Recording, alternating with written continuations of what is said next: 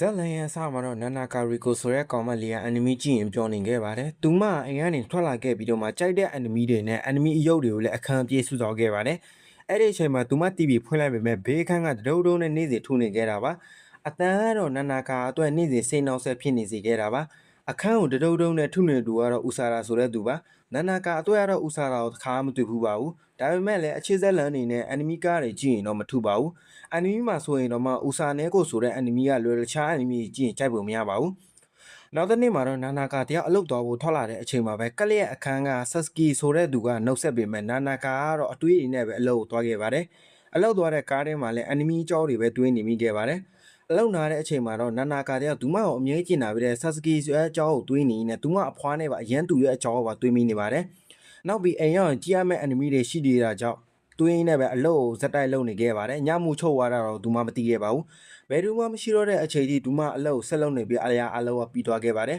။သူမတထေးကတော့အလုပ်တွေထပ်လုပ်ဖို့ယူလာပေးပေမဲ့နာနာကာကတော့ထပြီးអော်နေပါပြီ။အိမ်ပြန်ရောက်တဲ့ TV ကိုဖွင့်လိုက်တဲ့ဘေးကနေရန်စပြီးထူပါပြီ။အဲ့ဒီချိန်မှာပဲလူခေါ်လာအတန်ကြားလိုက်လို့ထွက်ကြည့်လိုက်တော့ဆတ်စကဲဖြစ်နေခဲ့ပါတယ်။ဟိုကလက်ဖက်ရည်လာပို့တာကိုကျင်လာလို့ဆိုပြီးအဖွားလို့ထောက်ခေါ်လိုက်ပါတယ်။နာနာကာကတော့သူမအနေနဲ့အလောကနေပြန်လာလို့အန်နီမီကြည့်ချင်ပေမဲ့လည်းနေရန်ထူးမောင်ကြောက်နေရတယ်လို့ပြောလိုက်တော့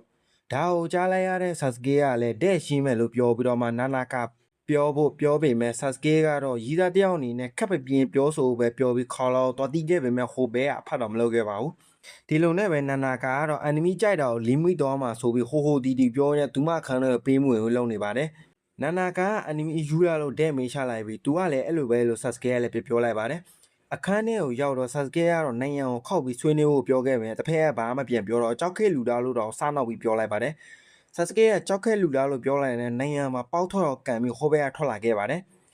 ဆတ်စကေးကရဲခေါ်ကိုလုပ်ပေမဲ့နာနာကာကတော့တားလိုက်ပြီးဒီလူကသူမကြိုက်တဲ့အန်နီမီရေးဆွဲတဲ့ဦးစာရူဖြစ်ကြောင်းပြောလိုက်ပြီးတော့မှဒီလူကသူမအတွက်အဖိုးတန်ဖန်တီးရှင်ဖြစ်ပြီးဦးစာရူကအဖမ်းခံလိုက်ရရင်သူမအပါဝင်မန်ကဖတ်သူတွေနဲ့အန်နီမီကြည့်သူတွေပါမျောလင်းချက်မဲ့ကုန်ပါလို့ပြောလိုက်တော့ဆတ်စကေးတယောက်လက်လျှော့လိုက်ရပါတော့တယ်ဆတ်စကေးကတော့နိုင်ရန်ကိစ္စကိုတွေးပူနေပေမဲ့နာနာကာကတော့ဘာမှဖြစ်ကြောင်းနဲ့သူမအကြိုက်ဆုံးစာရေးဆရာဖြစ်လို့ဒီတိုင်းထားပလိုက်ဖို့ပြောလိုက်ပါတယ်ရောက်တဲ့ဆတ်စကေးရဲ့အေးစိမ်းမှုနာနာကာခံစားလိုက်ရပေမဲ့ဦးစာရူနဲ့ဆတ်စကေးတို့ကြားမှာနေရတာကြောင့်သူမပျော်ကြောင်းပြောလိုက်တော့ဆတ်စကေးတယောက်တစ်ခုခုဆိုသူ့ကိုလမ်းခေါ်ဖို့ပြောပြီးပြန်သွားခဲ့ပါတယ်နောက်တနေ့မနေ့ကတော့နာနာကာအဲ့နေတော့မှာနာနာကာနားမှာဦးစာရူတယောက်လာအဲ့နေတာကိုမြင်ပြီးអော်လိုက်တော့ဆတ်စကေးတယောက်ပြေးပြီးရောက်လာခဲ့ပါတယ်ဆတ်စကေးရောက်လာတော့ဦးစာရူကဘိုက်စာလုံးရောက်လာတာကိုတီးခဲ့ကြပါတယ်အလောက်ပဲရဲဖြစ်လို့ဘာမှမများစားမရှိဘူးမရှိတာလေးနဲ့ပဲလှုပ်ကြွေးလိုက်ပါတယ်နာနာကာကတော့မကြိုက်မှစိတ်ပူမှုနဲ့မဲ့ဟိုဘဲကတော့အကုန်ကြိတ်သွားတာပါနောက်ပြီးလိုက်ပွဲတောင်းနေလို့ဆတ်စကေးကတော့စုံတော့အထာလေးနဲ့အမြင်မကြည့်တော့ပါဘူးဦးစာရူကတော့အလုပ်ကြီးပဲအနင်းကလုံနေတာဖြစ်ပြီးကိုသမင်းတနတ်တော့မလုတ်စားပဲနေ့တိုင်းဝယ်စားနေရတာဖြစ်ပြီးတခါတလေအိတ်သမင်းစားလိုက်ရလို့လည်းစိတ်မဆိုးပါဘူးလို့ပြောလိုက်တော့နာနာကာတယောက်ဖန်တယောက်အနေနဲ့အိုင်ဒေါဒီလိုကျွေးရလို့ပြောနေပြီ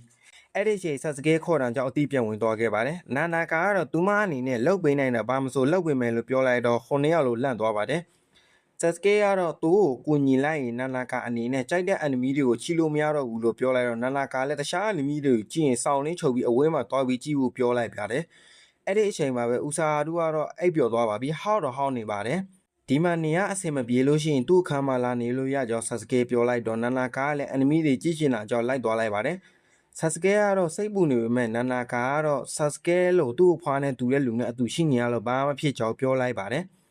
်နာနာကာတယောက်အနွေးကြည့်နေတဲ့အချိန်မှာဆတ်စကဲကအနားမှာလာထိုင်လိုက်လို့မျက်နှာတွေအယမ်းနီနေပြီးအယမ်းနီလို့သူမအနေနဲ့အသွေးတွေလုံနေတာကိုဆတ်စကဲတယောက်ကြည့်ပြီးရင်မိလိုက်ပါတယ်နာနာကာကလည်းအဖွားဖြစ်ကိုအရေးချင်းမပြည့်မီကြောင်းပြောလိုက်တော့အဖွားမဟုတ်ပဲဝန်ပလီဖြစ်ကြောင်းလက်လေးကိုက်ပြီးဆတ်စကဲပြပြောလိုက်ပါတယ်အဲ့ဒီအချိန်မှာပဲအဲ့နေတဲ့ဦးစာရူကနိုင်ရန်ကိုကန်ဖောက်ပြီးသူအဲ့နေတာကိုတခြားအန်နီမီကြည့်နေတဲ့ဆိုပြီးဝင်ချလာပဲ